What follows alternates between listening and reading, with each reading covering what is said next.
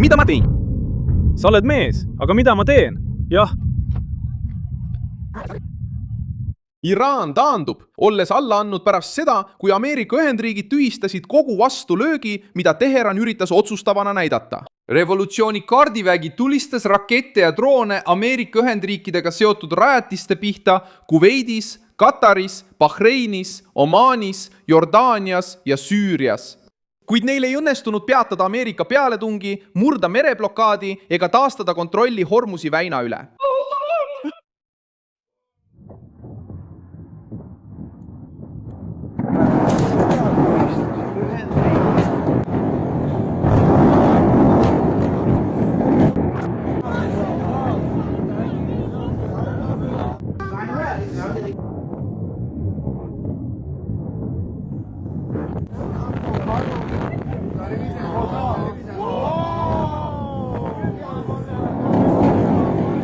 Ameerika Ühendriigid lõpetasid 6. järjestikuse öörünnakuid ja laiendasid sihtmärkide nimekirja Iraani lõunaosas.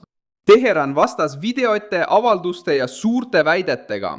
Kuid samal ajal, kui režiim räägib võidust, jätkavad Ameerika lennukid rünnakuid, merejalaväelased jätkavad laevade kontrollimist ja Iraani valuuta vajub uuele rekordmadalale. Ameerika rünnakud tabasid vähemalt 5 silda Iraani lõunaosas. Ameerika rünnakud tabasid ka raudteejaama ning maismaaühendus Bandar Abbasi linnaga sai otsese löögi. Veel ida pool lisati sihtmärkide nimekirja Iran-Shari lennujaam. Shabaharis näitasid pildid mereliikluse kontrollimiseks kasutatud torni kokkuvarisemist. Iraani vastus püüdis tabada just neid seadmeid, mida Ameerika Ühendriigid kasutasid. Revolutsiooni kaardivägi teatas, et on Kuveidis hävitanud tuvastusradari, relvaladusid, 2 Makwento raketilaskeseadet, 42 Reimarssi ja 1 Atakmsi rakettide varu. Muusika, kuula, see on 3. Kuula, see on tugev. Märulifilm ja seal ta tuleb, me kuuleme nende hääli ja tuleme tagasi. See on siin, ainult see, mu jumal.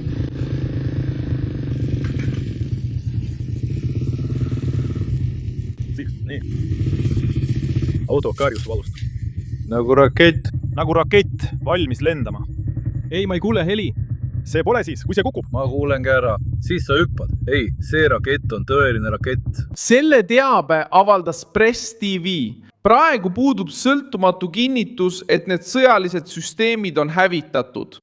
Ka keskväe juhatus ei ole kinnitanud selliseid kaotusi Kuveidis ega Bahreinis. Kuveidi valitsus kinnitas hoopis rünnakut elektritootmis- ja magestusjaama vastu, mille tagajärjel puhkes tulekahju, tekkisid kahjustused ja elektriüksused lakkasid töötamast. Kataris vigastasid allatulistatud raketirusud 1 last. Teheran väitis samuti, et tabas USA erioperatsioonide keskust Al-Tanfi piirkonnas Süürias. Kuid üks Süüria sõjaväeallikas teatas, et sündmuskohal ei olnud kahjusid ega ohvreid. Ameerika väed olid juba veebruaris Al-Tanfist lahkunud, mis muutis Iraani väite järjekordseks piiratud mõjuga teadaandeks. Jordaanias läks revolutsiooniline kaardivägi rünnakutest kaugemale ja kutsus avalikult üles, et Jordaania elanikkond ja sõjaväelased ründaksid Ameerika huve riigi territooriumil. See üleskutse näitab meeleheitliku katset tõmmata teisi riike sõtta pärast seda, kui Iraani rünnakud ei suutnud USA vägesid välja tõrjuda ega õhukampaania tempot vähendada. Shabaha on saanud selle surve üheks sümboliks. Tabamuse saanud torn kuulus mereliikluse kontrolli ja jälgimise süsteemi Omaani lahes.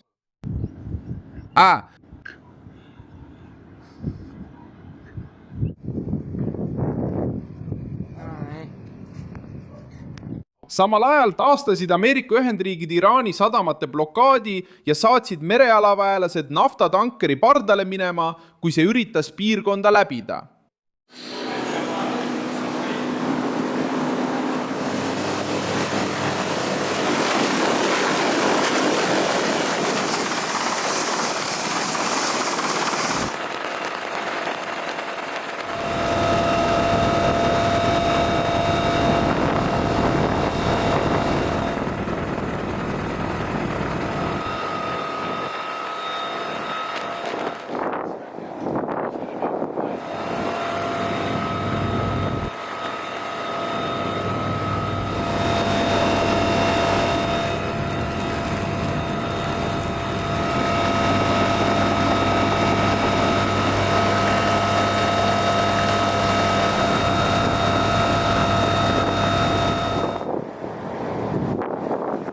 majandus näitab kaotuse teist külge.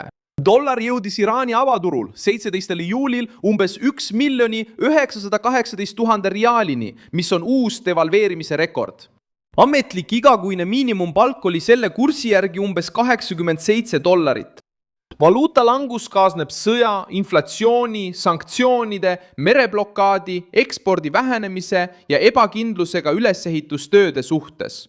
Rahva jaoks väljendub see toidu hindades, esmatarbekaupade kuludes ja igapäevases kaotuses toodangu osas. Režiim võib avaldada stardivideoid, kuid ei suuda varjata, et riaal on kriisi poolt purustatud. Iisrael kiirendas samuti oma kaitset Iraani pealetungi vastu. Raketikaitseorganisatsioon teatas, et Arrowi raketitõrje rakettide tootmine on kasvanud palju rohkem, kui 3 aastat tagasi prognoositi. Moshe Pateli sõnul ületas Arrow 3 edukus 90% 2 viimasel suurel vastasseisul Iraani rakettidega ning on juba osalenud 100 rakettide tõrjumisel. Süsteem tabab ohte atmosfääri väliselt, samal ajal kui Arrow 4 ja Arrow 5 projektid arenevad tehisintellekti võimalustega. See vähendab Teherani raketirünnakute poliitilist ja sõjalist mõju, sest režiim kulutab kalleid rakette, et seista silmitsi kaitsevõrguga, mis iga uue rünnakuga tugevneb. Surve Iraaniga seotud rümmitustele jätkub ka teistel rinnetel. Khan Yunisest teatasid Iisraeli kaitsevägi ja julgeolekuteenistus Hamasi kompaniülema Anasse surmast. Iisraeli võimude sõnul oli tal roll pantvangide hoidmisel. Ta osales vabastamistseremooniate filmimisel ning tegutses aastaid koos rühmituse sõjalise tiiva tähtsate liikmetega. Operatsioon kõrvaldas isiku, kes oli seotud nii Hamasi relvastatud struktuuri kui ka propagandaga.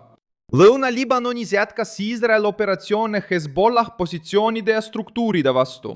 Zaltar al-Sharq ja piirkond jääb endiselt lahingutsooni Litani jõe lähedal, kus Iisraeli väed on edasi liikunud ja hävitanud rajatised, mida nad seostavad rühmitusega.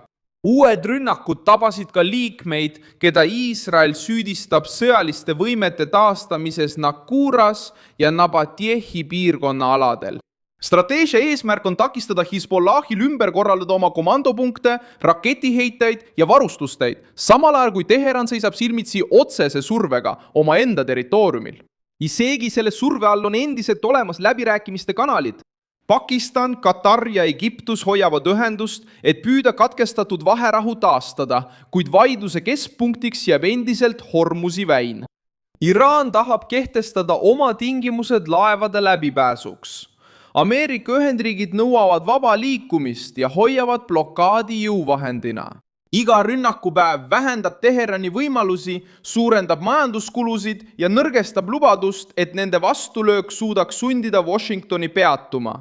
Diplomaatiline lahendus huvitab nüüd eelkõige režiimi, mis peab peatama infrastruktuuri, valuuta, rannikuseire ja võimekuse kaotuse. Suur tänu, et vaatasite seda videot lõpuni. Toetage meie projekti ja aidake rahaliselt kasutades ekraanil kuvatavat Pix-võtit. Oleme iseseisev kanal, mille eesmärk on hoida teid tõega kursis. Teie panus aitab meil jätkata tegutsemist.